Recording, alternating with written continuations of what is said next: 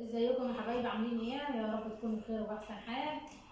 فيديو النهارده هنعمل معاكم فطير المجرهن، اللي هو الفطير بتاع زمان اللي يعملوه امهاتنا زمان ده. او الفطير بسكر زي ما تسموه. بس قبل ما ابدا معاكم في المقادير، معانا هي حاجه سهله وبسيطه خالص، سهله يعني بصي مش هتاخد معاكم نص ساعه، كلها اسهل حاجه ممكن تعمليها. آه، بس قبل ما ابدا الفيديو معاكم، اللي اشترك في القناه يشترك، واللي مشتركين معايا يحطوا لايك عشان ترفع الفيديو. ونبدا معاكم اول حاجه في المقادير بتاع المسجات. ده دقيق قمح عادي، لو ما عندكيش دقيق القمح العادي ممكن تستعملي فينو عادي براحتك، بس ده دقيق القمح العادي بتاعنا بتاع البيت وخلاص. معانا ملح عادي برضو. دي خطوه اختياريه، عايزه تضيفيها ماشي، مش عايزه ماشي، هي عباره عن عجينه شويه ميه ودقيق وخلاص. حته ملح صغيره كده، نص معلقه شاي. ومعانا الميه بتاعتنا، ميه من الحنفيه، مش هندفيها ولا حاجه عشان ده ما فيهش خميره. هتحط الميه على قد المقدار، احتجت ميه تاني حطي، ما احتجتيش خلاص. برضه حسيت ان الميه كتيره والدقيقه معاكي، العجينه معاكي طريه، ضيفي شويه دقيق تاني. ماشي، طبعا احنا هنعمل شويه كتار عشان عيله كبيره، هندون بالحياه. هتضيفي معلقه السكر برضه في الميه يا حبايبي كده في الميه. الميه قلت لكم مش هندفيها عشان ما فيش خميره ولا حاجه، دوبنا فيها معلقه ملح صغيره، وهنحط برضه معلقه سكر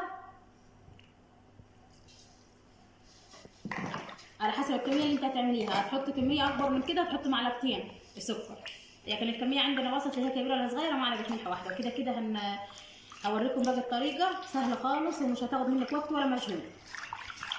هندوب السكر والملح في الميه.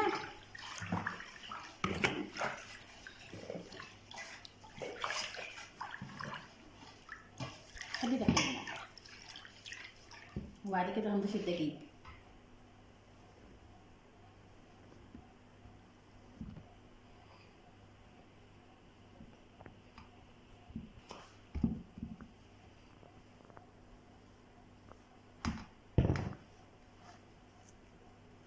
وانت ما تعجن حاسه ان العجينه معاك الميه كتيره، هتضيفي شويه دقيق تاني، لان العجينه بتاعتنا تبقى ماسكه نفسها، مش هتبقى طريه زي عجينه الفطير المشلتت العادي. بس دي سهله عادي، ولا فرد ولا كده ولا كده ولا اي حاجه، تطلع معاكي فطيره زي العسل.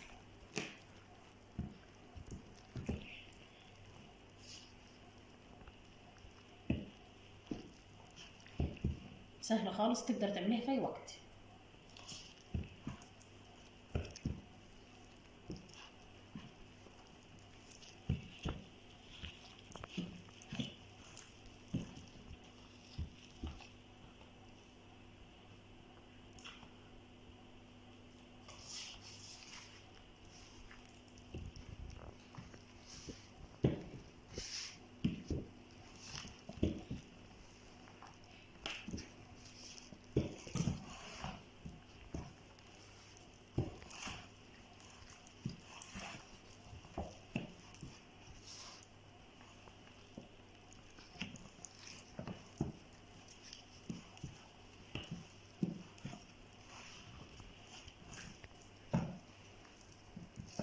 كل ما تتعجن معاكي العجينه تاخد وقت في العجنه اكتر معاكي، كل ما تطلع احسن، ما تتقطعش منك وانت ما تفرديها،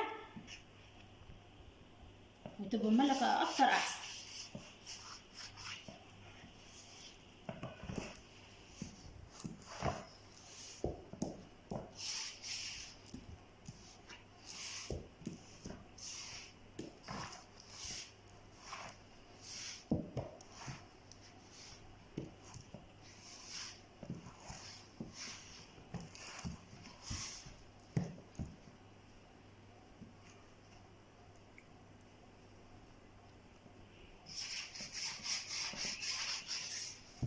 مش هنضيف في قلبها لا زيت ولا سمنه ولا اي حاجه.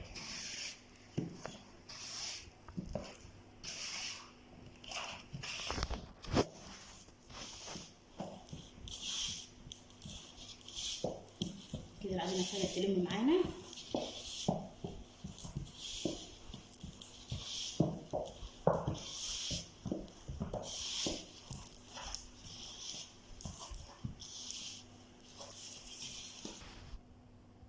يا حبايبي كده العجينه خلصت معانا، شايفين العجينه ماسكه نفسها خالص عشان ما تلزق. دلوقتي هنقطعهم كور صغيره على قد الحجم اللي انت عايزاه للفطيره، عايزاها وسط ماشي، عايزاها صغيره ماشي، كبيره ماشي، على حسب القطعه اللي انت عايزاها. هقطعهم وهنسيبهم يرتاحوا شويه، يعني هي ده مش هيختمر، بس 10 دقايق 5 دقايق كده بس العجينه ترتاح عشان تفرد معاك بسرعه ما تاخدش وقت. ماشي، وهوريكم على الطبليه كده نرش شويه دقيق. احنا كده كده الدقيق ده مش هنرميه، هنستعمله برضه، يعني احنا كده كده فرد الفطيره هناخد لها شويه دقيق معاها.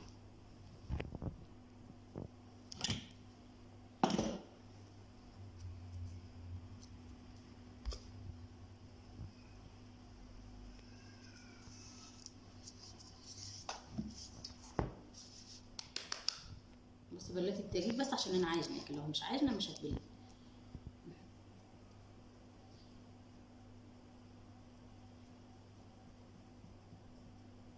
الحجم اللي انت عايزاه.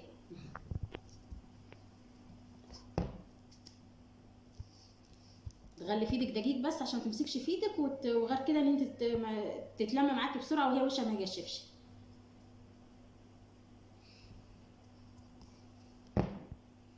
اللي وشها دقيق بس عشان هي ما تنشفش معاك.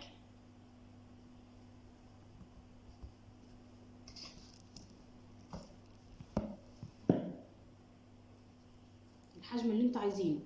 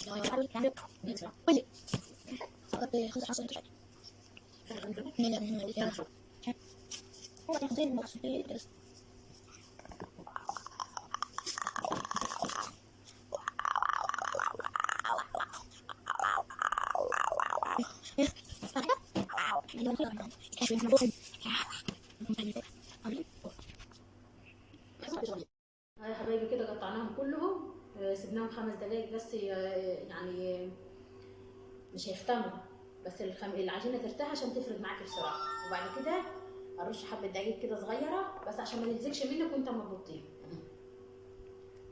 اول عجينه قطعناها عشان تكون ارتاحت هي اللي ناخد منها، برضو زي ما قلت لكم على حسب الحجم اللي انت عايزينه.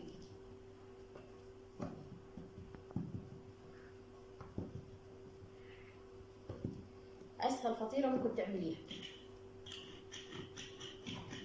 كل ما تبقى طالعه معاك مربعه كل ما تبقى احسن، عشان في التطبيقه بتاعتها تبقى سهله معاكي.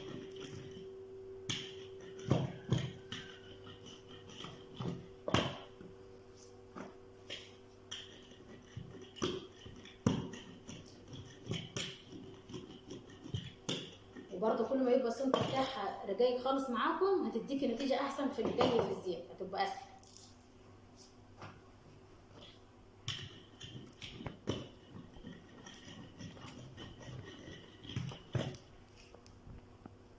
لو حسيت ان هي تلزق معاكي حط حبه دقيق عادي.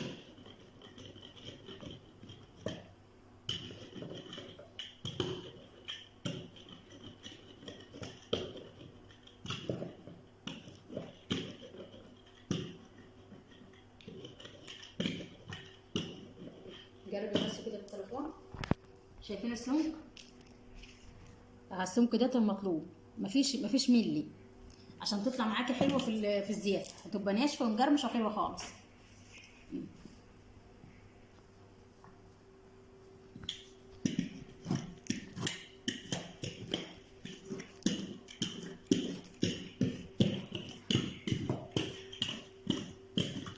شايفين برضه هي ما خدتش كفوها ان هي تفتح زياده، عشان شايفين كل ما تفتحها ما تلمي معايا تاني كده، تعرف ان العجينه بتاعتك مش واخده راحتها ان هي تفك شويه وبعد كده انت تعمليها. جربي يا ماسيو. التطبيقه سهله خالص، ادي تطبيقه كده والتانيه عكسها اها اها اها، هتوسعيها شويه تاني عادي اها.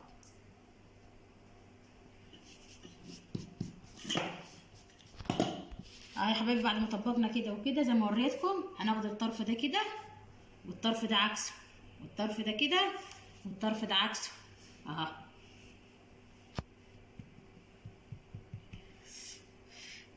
لو فكت منك زي كده هتطبقيها عادي تاني عشان هي العجينه ناشفه اها. هتركنيها على حاجه نظيفه زي كده بمشه نظيفه لحد ما تيجي تجلي. ماشي، هنعمل غيرها.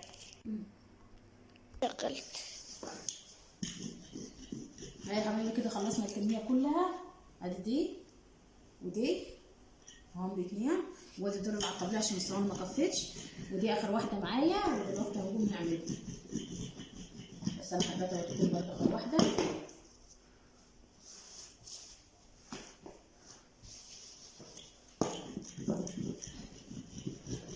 مفيش وقت، سريع وحاجه خفيفه وسهله ومش هتاخد منك مجهود ومش هتاخد منك تكاليف، يعني هم شويه دقيق وشويه ميه. مش هيكلف حاجة. ده اللي كنت مقطعاه صغير عشان كده تطلع واحده صغيره. ده اللي عايزه تخليها كده مطبقه زي ما هي ماشي، عايزه تعمليها مثلثات ماشي، ها عكس بعض. ده اللي بترك ياك. اهم يا حبايبي دي مثلثه. خلصت معاك كده، خلصنا وبعد كده راح اوريكم معاكم واحنا بنسويها.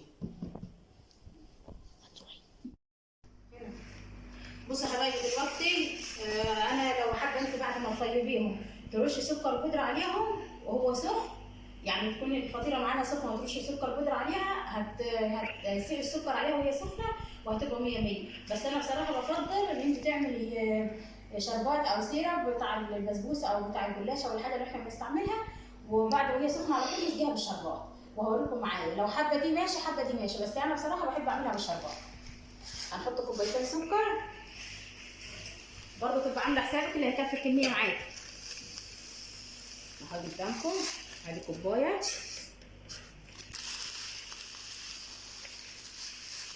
وادي التاني.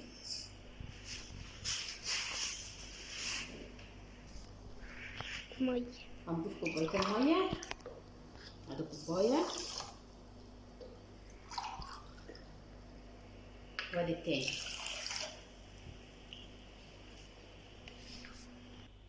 شغل. اهي يا حبايبي هديهم نص ليمونه عشان دي ليمونه كبيره اها، لكن لو ليمونه صغيره هتضيفيها كلها. اول ما يغلوا احنا مش عايزين السيرب يتخن قوي عشان يشرب هم سخنين، ما نخلوش يتخن قوي زي البسبوسه او زي الحاجه ديت، يعني يبقى وسط كده. وهنا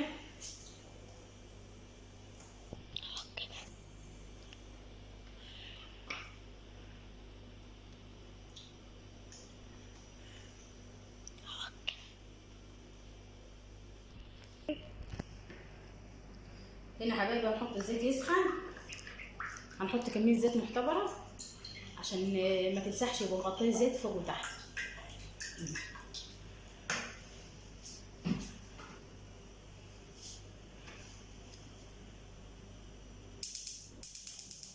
هنسيب الزيت يسخن وبعد كده نجيب الفطير بتاعنا نطيبه مع بعض. بصوا يا حبايبي الزيت معانا اهو سخن، شايفين لما بقلل ازاي اهو. بصوا كده الزيت سخن. الفطيره بتاعتنا اهي هنحطها عاد على الجنب اللي فيه المثلثات، هنكفيها كده يعني هنخلي الحته الملس من فوق، لان لو حطيتيها كده المثلثات دي هترفع معاكم وهتتكسر. شايفين اهو يا حبايبي اهو.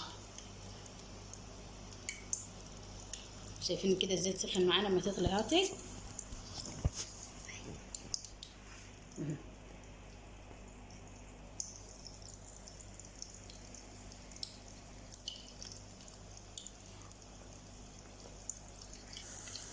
شايفين يا حبايبي ابتدت تنفخ كيف معانا.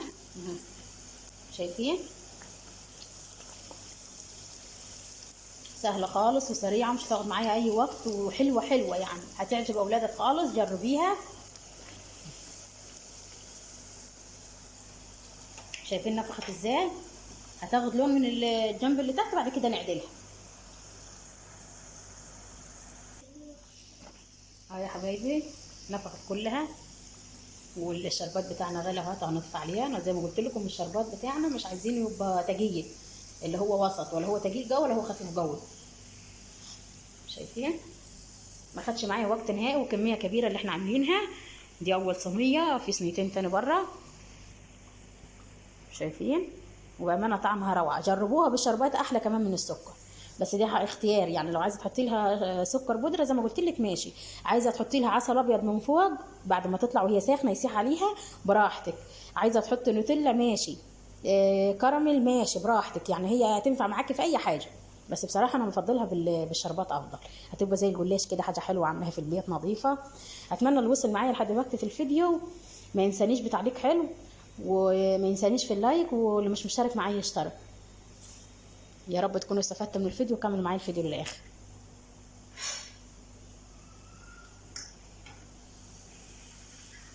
شايفين اللون؟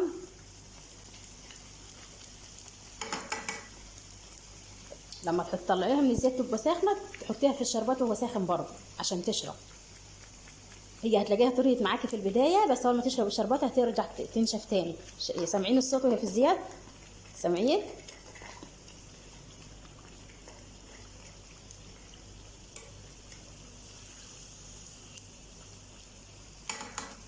الناس اللي مش بتحب الزيت الكتير، لو عايزه تدخليها الفرن وتحمريها على الفرن، تولع الفرن بتاعتك فوق وتحت وتديها لون على الفرن، وبعد كده تطلعيها برضو في الشربات على طول، هتنفع معاكي ومية مية. بس انا بصراحه بفضلها بالزيت، يعني الحالتين هي تبقى في الفرن طبعا اسرع واوفر، ان انت ممكن في صينيه تدخليهم كلهم مره واحده. شايفين الشربات خلاص استوى، هنطفي عليه. يا حبايبي كده الشربات بتاعنا طفينا عليها، وادي الفطيره بتاعتنا اتحمرت فوق وتحت. شايفين اللون؟ لونها عسل. وهناخدها على طول وننزل بيها في الشربات اهي.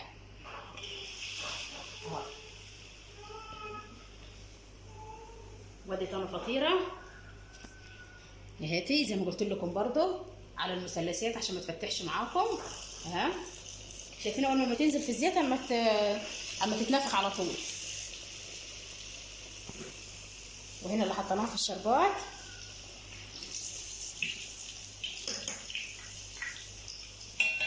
اللي حطيناها في الشربات يا حبايبي كده شربت شربات وبقت 100 100.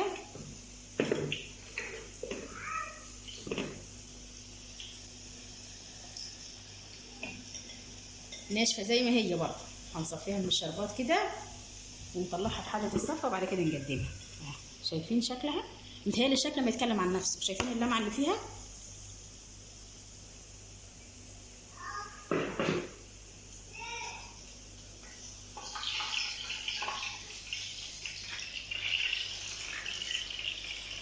اول ما تنزل في الزيت المثلثات وتنشف شويه، اما تمسك نفسها مش هتفرع معاك. شايفين؟ لونها حلو وطالعه نافخه معانا ومجرمشه وحلوه خالص.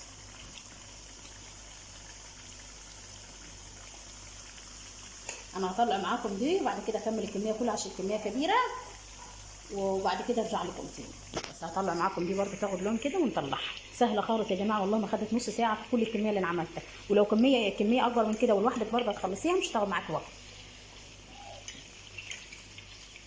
شويه ميه وشويه دقيق عندك هتعمل احلى حاجه حلوه للعيال. اجازه في الليل وانت قاعده عادي كده كده، ولا شغال فرن ولا غيره واحنا قاعدين. شايفين البجاليل اللي فيها دياتي لما هتبقى شربتها بتبقى طعمها عسل. اتمنى اللي يجربها يقول لي في التعليقات عجبت ولا ما عجبتوش، بس بامانه لو جربتوها تعجبكم خالص. ده فطير الزمن الجميل بتاع زمان، كنا بنعمل بكميات كبيره زمان امهاتنا كانت احلى اكله لما تروح من المدرسه كده وتلاقيها عامله الفطير دياتي.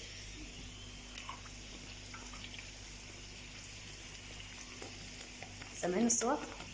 وما تفضل محتفظه بالجرمشه بتاعتها دياتي حتى بعد ما تشرب الشربات.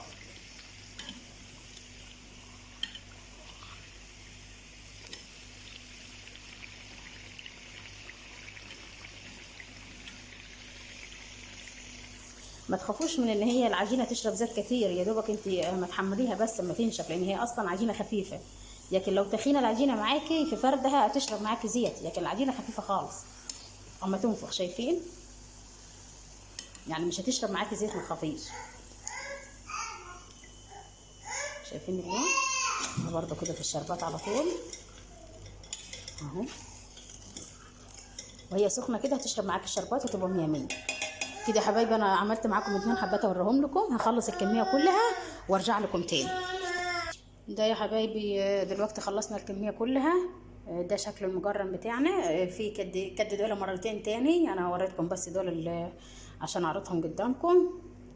وهالبرسكيت التانية معايا ملانه. شايفين؟ طبعا الموضوع السوا ده على حسب ما انت عايز، زي ما قلت لكم لو مش حابينه يكون فيه شربات تعملوه زي كده. تقدروا هو ساخن سكر بودره ترفع الغطا ده كده وترش تحتيه، وفي النص كده وهو سخن السكر البودره هيسيح معاكي عليها وهيبقى طعم حلو خالص. زي ما قلت لك طريقه التقديم دي براحتك عاد زي ما تحبي تاكليه، بس انا بصراحه بفضل الطريقه دي افضل واحلى بكتير.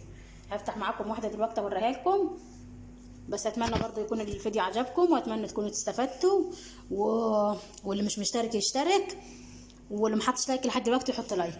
شايفين يا حبايبي؟ سامعين صوتهم؟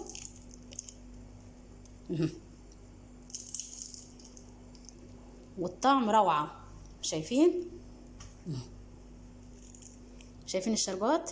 لما ما يكون سخن تحطيه في الشربات على طول، لما يشربوا يبقى طعم حلو خالص اهو. طريقه سهله وبسيطه، اتمنى تعجبكم. ودلوقتي اقدر اقول لكم سلام.